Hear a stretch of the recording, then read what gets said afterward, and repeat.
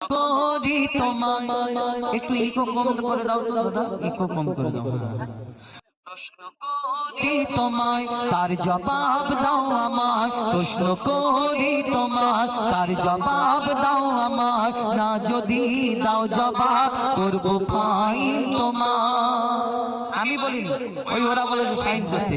প্রশ্ন করি তোমায় তার জবাব দাও আমায়, প্রশ্ন করি তোমায় তার জবাব দাও আমায়, না যদি দাও জবাব করব ফাইন তোমায়, না যদি দাও জবাব করব ফাইন তোমার।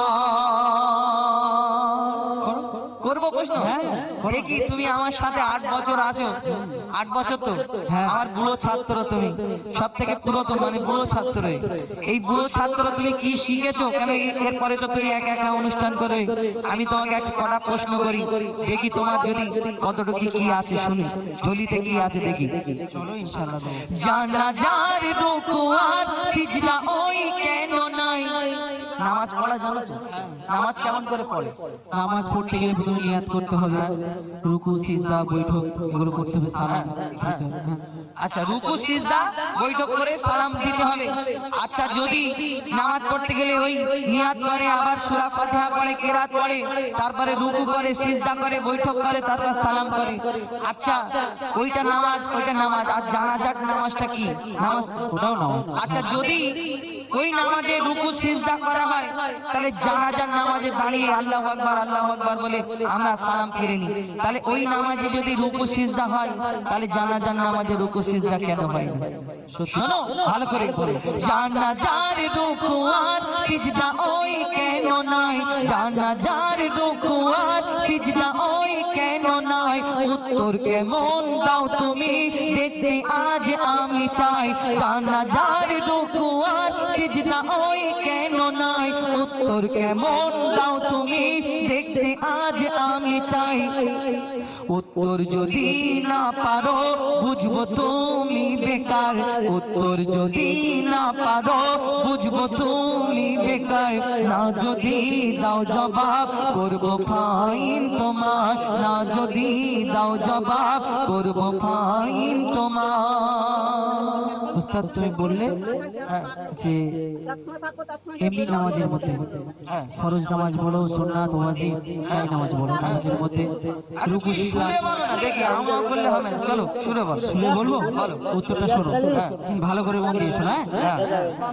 মাইয়াতের সামনে সিজদা যদি করা হয়, উস্তাদ মন দিয়ে শোনো, মাইয়াতের সামনে সিজদা যদি করা হয়, সেই মাইয়াতের সাথে আল্লাহর শিরক হয়ে যায়।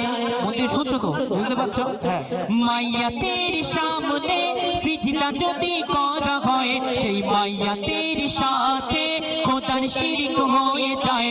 রুকু ও সিজদার আল্লাহ শুধু হকদার, রুকু ও সিজদার আল্লাহ শুধু হকদার। দিলাম জবাব তোমার, দাও ফাইলি আজ আমায়। একটা উত্তর দিয়ে দিলাম। হ্যাঁ, তুমি ফাইন খাওয়া সামনে গজল এখনো শেষ হয়নি। আচ্ছা, তুমি একটা প্রশ্ন উত্তর, তুমি তো অদা করেছো। আর একটা তোমাকে প্রশ্ন করি, শোনো। তুমি এর উত্তর দিয়ে দিলে, তার মানে আমরা কি বুঝলাম? যে নামাজ পড়তে গেলে রুকু সিজদা যেমন করা হয়, তেমন আল্লাহর সামনে আমরা সিজদা করি, সামনে কেউ থাকে না, আল্লাহকে আমরা সিজদা করি। কিন্তু মাইয়াতকে সামনে রেখে রুকু আর সিজদা যদি করা হয়, তাহলে খোদার সঙ্গে মানে শিরিক হয়ে যায়, যে আমরা আল্লাহকে কাউকে সামনে রেখে আমরা সিজদা করতে পারি না। কাউকে সিজদা এবং রুকুর শুধু একমাত্র আল্লাহ পাক রব্বুল আলামিন। তাহলে আর একটা প্রশ্ন করি, শোনো। তোমরা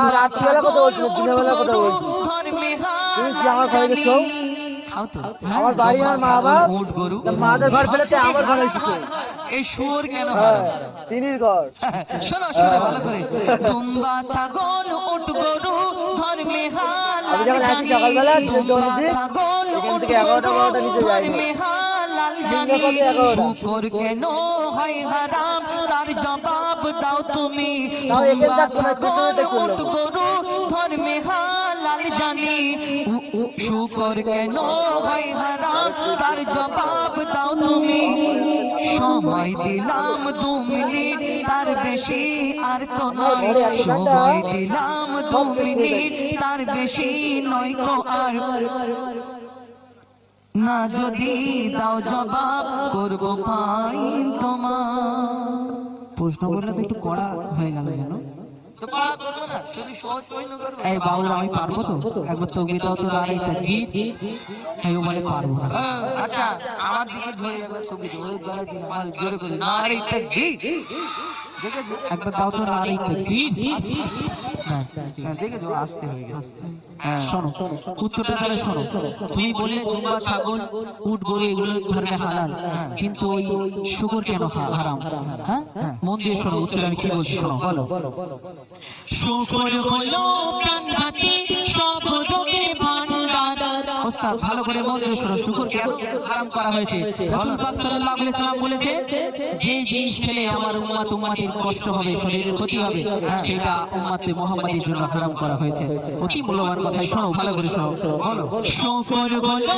প্রাণঘাতী সব রোগের ভান্ডার শুকরের গোশতে তৈরি হয় ক্যান্সার শুকর বলো প্রাণঘাতী সব রোগের ভান্ডার শুকরের গোশতে তৈরি হয় ক্যান্সার চরিত্রহীন এই পশু এর জোড়া নাই গো আর চরিত্রহীন এই পশু এর জোড়া নাই গো আর দিলাম জবাব তোমার দাও ফাইন আজ আমায় দুটো জিতে গেছি আমি তুমি জিতে গেছে দুটো আচ্ছা ঠিক আছে আর শোনো ওস্তাদ, একটা কথা বলি আচ্ছা বলো তুমি তো প্রশ্ন করছো আমাকে হ্যাঁ প্রশ্ন করেছি উত্তর দিই আমি একটা করি বলো ও বাবা তুমি আমার প্রশ্ন করবে তোমার প্রশ্ন আছে হ্যাঁ আমারও প্রশ্ন আছে আর বুড়ো ছাত্র বলে কি আচ্ছা বলো দেখি কি প্রশ্ন আছে শোনো হ্যাঁ আমরা মাছ খাই তো হ্যাঁ মাছ খাও মরা মাছ খাই হ্যাঁ খাও কিন্তু মরা মুরগি খাওয়া হারাম কেন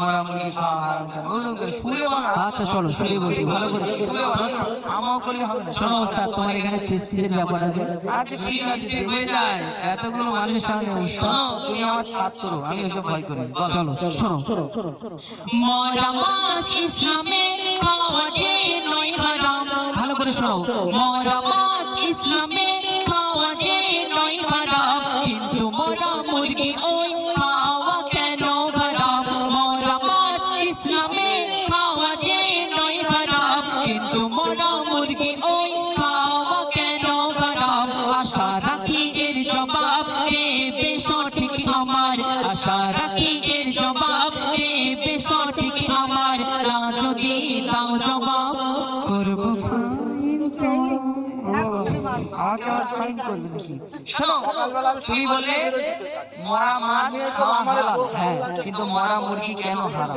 প্রশ্ন দেখেন এটা একটা সিম্পল তাও তো ঠিক কি গো আমি পারবো চেষ্টা করে দেখবো একবার তোর বিদ্যে তো নারী তাকবীর ঠিক আছে তোরা ভাবছি আমি তোরা যা তোর বিদ্যে আমি পারবো শোনো তুমি বললে মরা মুরগি জবাই করে আমরা যদি না জবাই করি মরা মুরগি আমাদের জন্য হারাম হয় কিন্তু কেন হারাম শুনে রাখো লিখছে দেখো শোনো ভাই মুরগি ওই শোনো ভাই মুরগি ওই যখনই মারা যায় শোনো ভাই মুরগি ওই যখনই মারা যায় ওর যত রক্ত ওই গোস্ত সব শুষে নেয় শোনো ভাই মুরগি ওই যখনই মারা যায় ওর যত রক্ত ওই সব গোস্ত সব শুষে নেয় রক্তে থাকে জীবাণু গোস্ত দূষিত হয় যদি জবাই করা হয় রক্ত সব বেরিয়ে যায়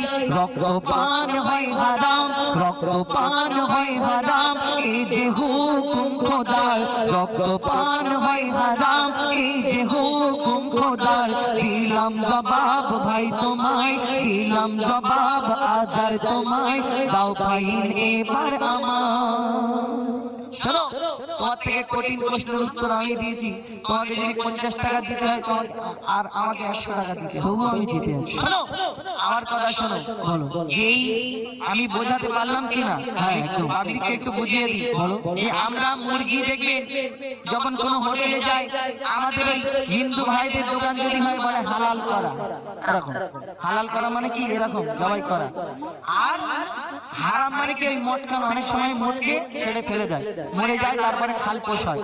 তাহলে এই মুরগি না জবাই করে খেলে হারাম কেন জানেন? আমার নবী বলেছেন রক্ত পান করা হারাম, রক্ত পান করা যাবে না।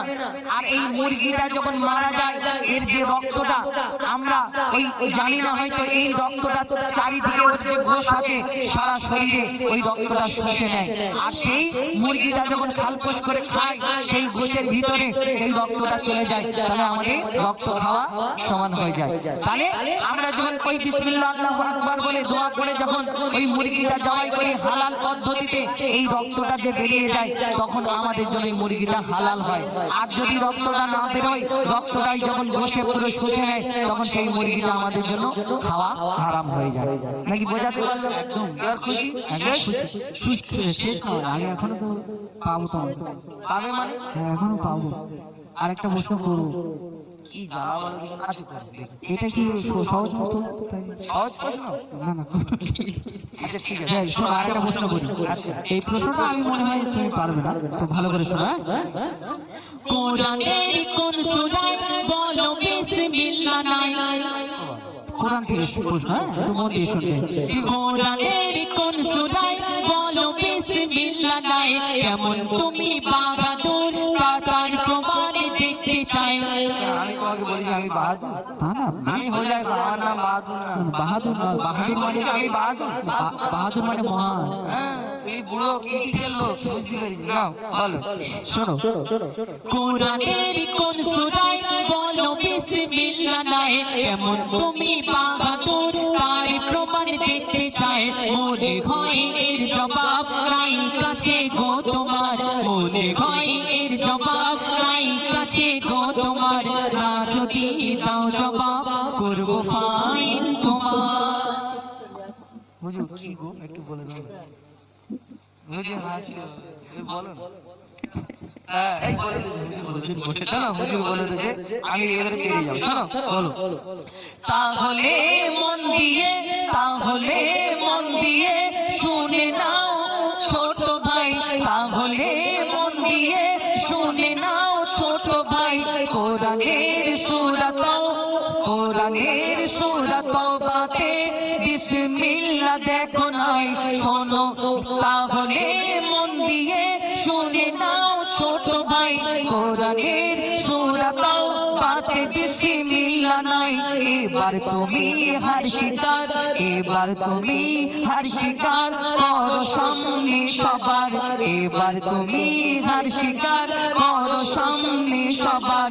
দিলাম জবাব ছোট ভাই, দাও ফাইন এখন আমার। ভুল হয়ে গেছে সত্যি, আর প্রশ্ন করবো না। আর হবে না তো? হ্যাঁ, আর প্রশ্ন করবো না। জীবনে যদি এরপরে কোনোদিন আমার সাথে লেগেছে পিঠের চামড়া তুলবো।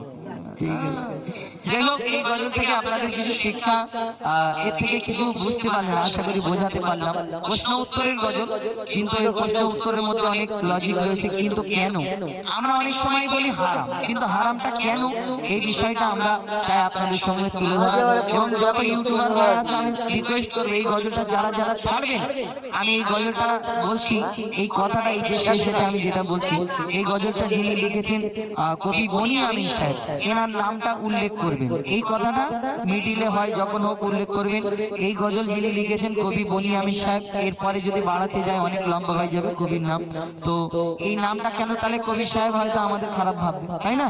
ভাববে যে হয়তো আমার নাম উল্লেখ করিনি। যিনি লেখেন সে তো বিনা স্বার্থে লেখে, আর এই গজলটা যিনি লিখেছেন আমাদের দিয়েছেন এই প্রচার করার জন্য। কিন্তু আমরা অনুষ্ঠান করছি, কবি ঘরে বসে আছে, তো ওনারও মন চাই যে আমারও একটু নামটা প্রচার হোক। তো আমাদের কবি বনি আমিন সাহেবের লেখা এই কথাটা আপনারা তুলে ধরবেন।